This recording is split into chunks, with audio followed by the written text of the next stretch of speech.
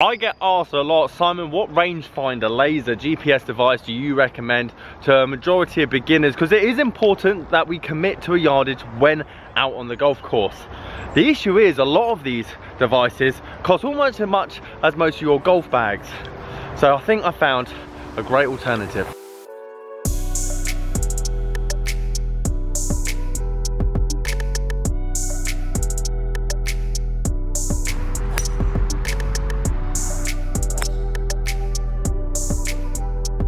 I mean, it kind of reminds me of the time when everyone had a sat-nav in their car and then Apple or even Android brought out their own version of maps.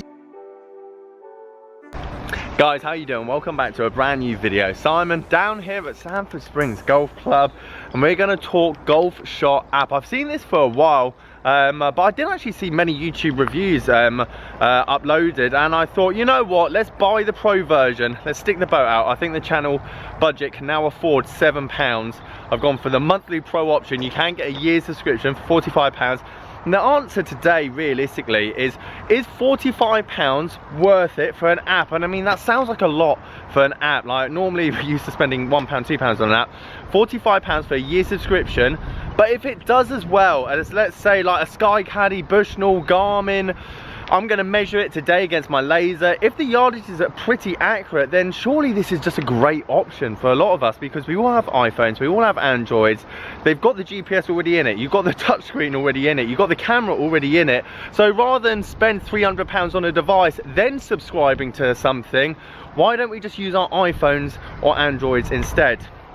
If you like this video, leave it a like, subscribe if you are new. Yeah, let's get into it. So let me open the app and we'll have a quick look through. Now, a lot of this stuff you can get free, like statistics, rounds. I mean, I'm sure a lot of you have loads of apps that does all of this and you don't even have to pay for it. But it's nice to have it in one place, and by no means am I getting paid to say this. It's an advert, but I think it's good content because I think it just shows another alternative for you guys are always asking me, Simon, what range device should I get? Should I get a laser? Should I get this?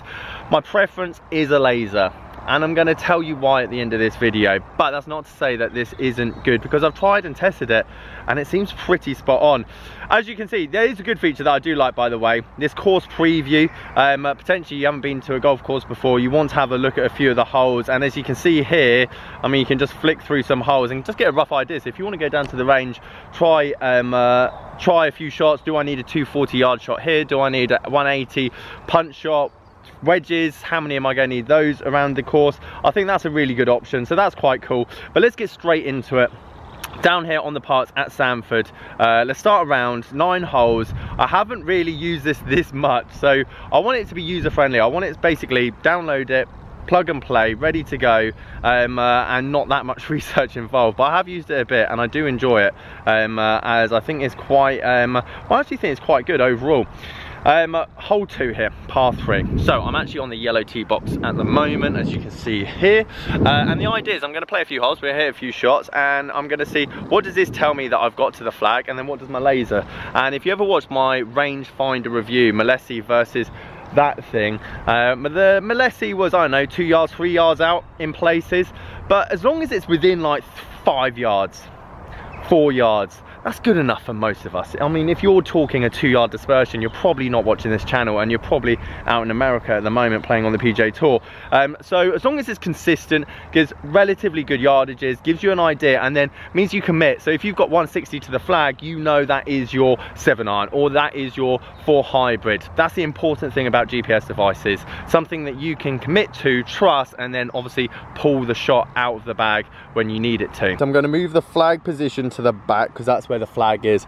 It's essentially back left at the moment. So I'm going to move this, which again I guess could be the somewhat inaccuracy of this device, because you obviously have to use your eye, and if you don't know the golf course that well, then obviously how would you know where that flag position is? But overall it does give you back edge, center, which makes a lot of sense, as well as it gives you the bunkers as well and the distances, which I think is quite good. But overall it's saying on the market at the moment back edge is 178.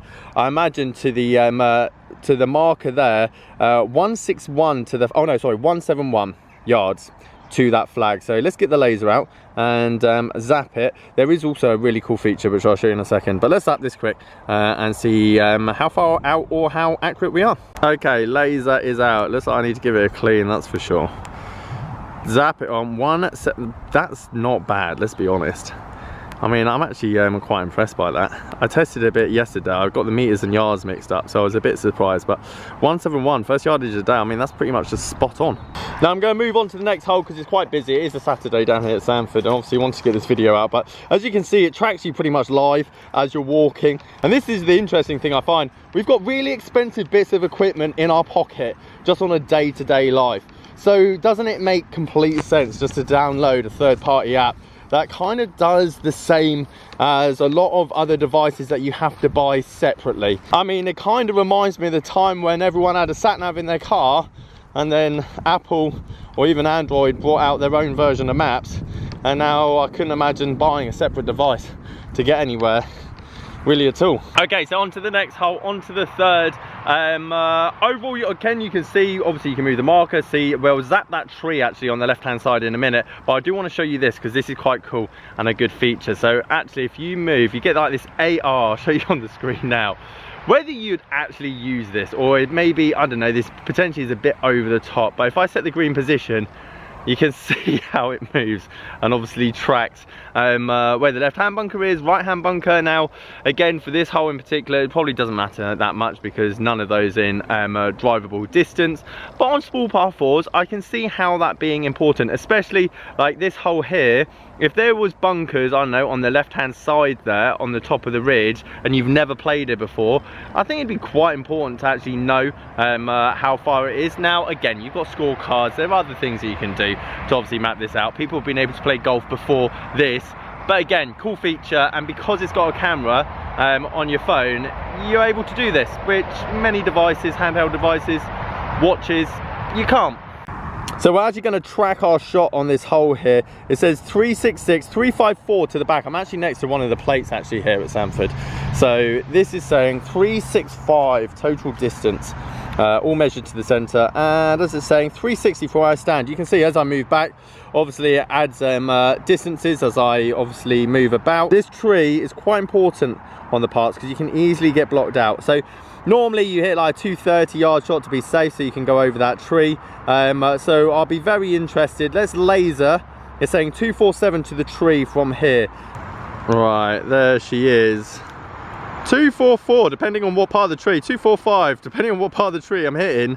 So again, I mean, it's quite impressive, but now I think about it, I mean, it's got to use the same satellites as every other GPS device that's come out, any other watch, Bushnell, Garmin, SkyCaddy.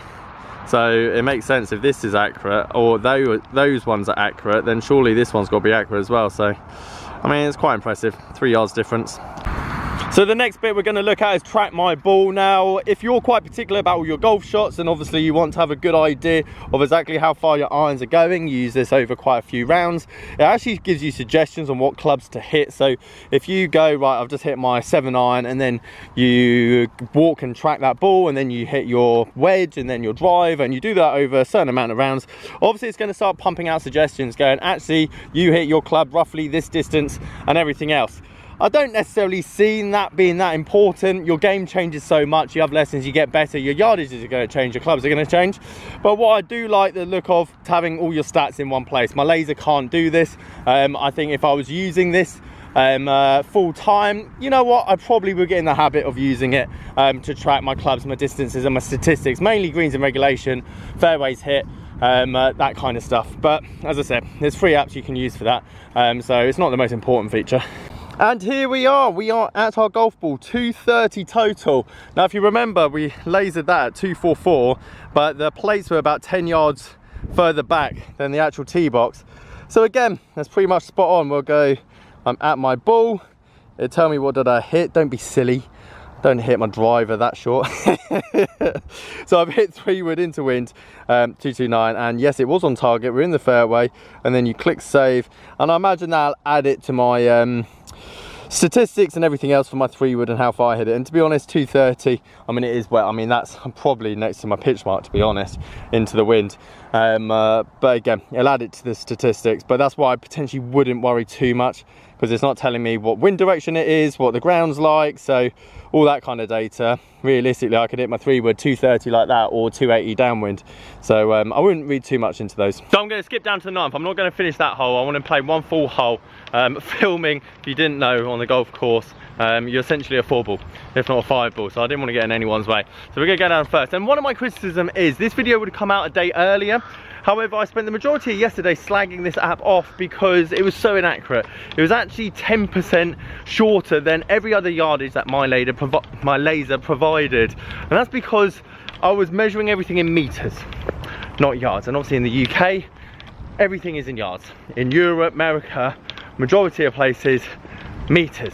And the issue is, please just put yards or meters. Like, I could have converted everything if it's meters. Obviously you have a function to change it, but just put meters or yards Golfshot next to the actual numbers down the side, so that people that download this app don't think your app's rubbish as soon as they start using it. Now obviously if you use meters, you're not an issue, but I imagine there's one golfer out there that is currently using all his yardages 10% shorter because he hasn't got a laser to compare it to. He keeps hitting everything straight out the back. The plate here on the 27th hole, Sanford has 3 9-holes. It's saying 356 to the centre of the green. On here it is saying 360. So again, pretty close. This is the interesting thing. This is what I said about the Malesi and obviously my Bushnell, is that you presume the Bushnell is more accurate, if that makes sense. You're pretty much sure, but it's the same as like launch monitors, like TrackMan, GC Quad. Who actually knows? Because where's the test? Where's the variable? How do we know which one is more accurate? So the fact that this one is consistent, and that's the important thing I think about any device. You could have a free app on your phone, and as long as it's consistent, like 3 to 4 yards here, there, everywhere, then that's fine.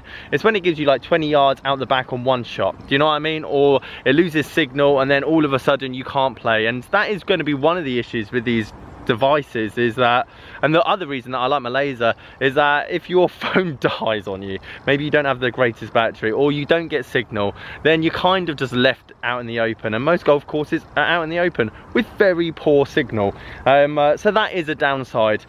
The last downside before we go and finish this hole is that I don't want my phone on me when I play golf. Long and short of it, and I'm pretty sure there's going to be a lot of you out there as well that think exactly the same. You come out here to not work. All of our works, emails, messages, texts, missed calls are all on our phone, and if I have to have my signal on, i.e. not airplane mode, to use this app, then I'm going to get those emails, I'm going to get those calls, which means I'm not out playing golf, it means I'm working. I've got a feeling I didn't get too much run out on that drive there. Now I know this app is inaccurate, because there's no way I only hit it 260 into wind with that I-20 in the bag. Bit spinny. That is pretty much exactly what this yardage should be, but it's saying 116 to the flag. Flag's very much in the center, so that should be spot on. So let's grab the laser, do one more yardage to see how it is. But again, if we were to use, like, for example, hang on, at my ball, yes, that was the driver, I'm not gonna lie, save. Okay, so it's got that shot there, and again, AR, I've kind of changed my mind a tiny bit about it, because to be honest, you're better off just looking at the scorecard. Centre bunker, that. I don't think many people would obviously use that. There is water at the back though, that is quite cool, to be fair. I wouldn't think about that. At the back of the green here, there is water, which is at 117. So as long as this is accurate, then obviously that is actually quite a good feature, so maybe I'll take that back. However, you can't take away the fact that you do look like a mug staring with your phone at the green when the clubhouse is looking at you. Yeah, maybe not. Okay, last one. 96 yards it has to the centre, I imagine, because I don't know where the flag is. 89 yards we have to that flag, so it's 7 yards out. Now the issue is, obviously I can move where the flag is, but I have no idea where the flag is, which is the only downside of this app. You presume the yellow flag is in the centre. Obviously the green is quite elongated, depends where the greenkeepers put it, but it's 5 yards out. That's why I quite like lasers. It definitely gives you an exact. I'm going to say that I hit the green there, obviously made par because I'm an absolute legend. Start writing down fairways hit, start writing greens in regulation, start writing down putting, because anyone that comes to me going, I can't break 90, the first thing I ask them is, how many greens in regulation have you got? What's your putting statistics? How many fairways are you finding? Because from that, any coach could tell you what part of the game that you need to work on. So if you're clueless and you have no idea what you need to improve, start writing down these stats, fairways, greening regulation, putting, and then you'll be able to diagnose exactly where you're losing your shots. So actually I'm going to have a play about with the app. I potentially might use it. I want to do some more course vlogs, I want to do some more stuff out on the golf course, and potentially I'll start using it as like demographics on the channel. I'm not too sure. It's quite a good feature. I like the way it presents itself, yardage, holes, especially when I go and play other golf courses. So maybe I might use it for my own personal gain, but I think for you guys, I think it's worth at least you guys trying for £7 a month if you're thinking about investing £300 in a rangefinder. Personally, I've got my rangefinder. I can't see me using anything else but my laser on a day-to-day in tournaments. It's just easy, point and shoot, off I go. But a lot of people struggle with lasers, hand shakiness, you run out of batteries all the time, and also you want to know where bunkers and everything else are on the golf course. So I can see the positives and negatives of both. If you like this video, guys, leave it a like. Golfshot, if you want to pay me loads of money to sponsor the channel, then please do. I'll do some more videos on it. Leave this video a like, subscribe if you're new. Catch you guys there.